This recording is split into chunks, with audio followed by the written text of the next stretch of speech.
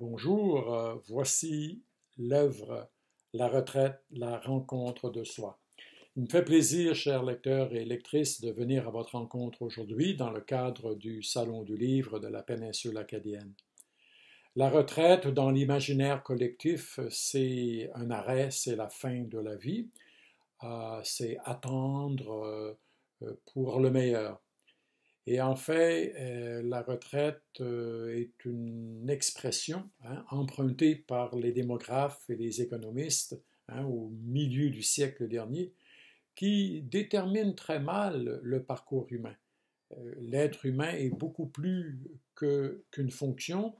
L'être humain est en devenir, il est en réalisation sa vie durant.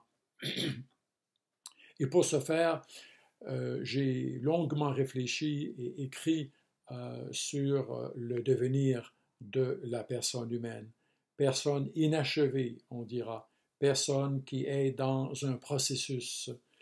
Et comment faire la rencontre de soi? Est-ce que c'est une technique? Est-ce que c'est un temps? Est-ce qu'il le faut? Est-ce nécessaire? Mon hypothèse de travail est la suivante. Nous ne pouvons pas, comme être humain, avancer vers l'âge dit de la sagesse sans faire la visite de son jardin intérieur. Et c'est quoi son jardin intérieur? Eh bien, elle est d'abord toute son enfance, tous ces espaces et ces temps de découverte, c'est son adolescence, c'est sa vie adulte. C'est le départ pour les études, c'est l'entrée dans une carrière, dans une profession que l'on a aimée ou que l'on a subie pour certains ou pour plusieurs que l'on a privilégiés comme étant l'expression des talents et des qualités que l'on portait déjà depuis notre jeune âge. En fait, la retraite n'existe pas. La retraite est une nomenclature, est une expression et qui est même tabou aujourd'hui, particulièrement dans la société de loisirs que nous connaissons. Or, comment quitter l'accélération de la vie pour prendre un espace, un temps pour se rencontrer?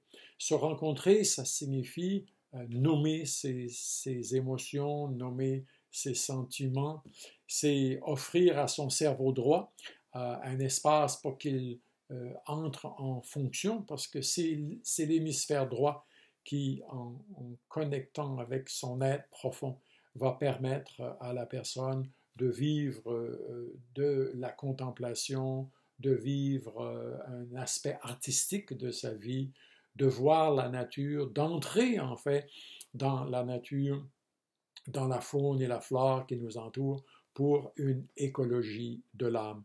Alors, je vous souhaite une très bonne lecture. Je vous souhaite aussi un temps de réflexion et je vous souhaite une grande liberté intérieure. Bonne lecture.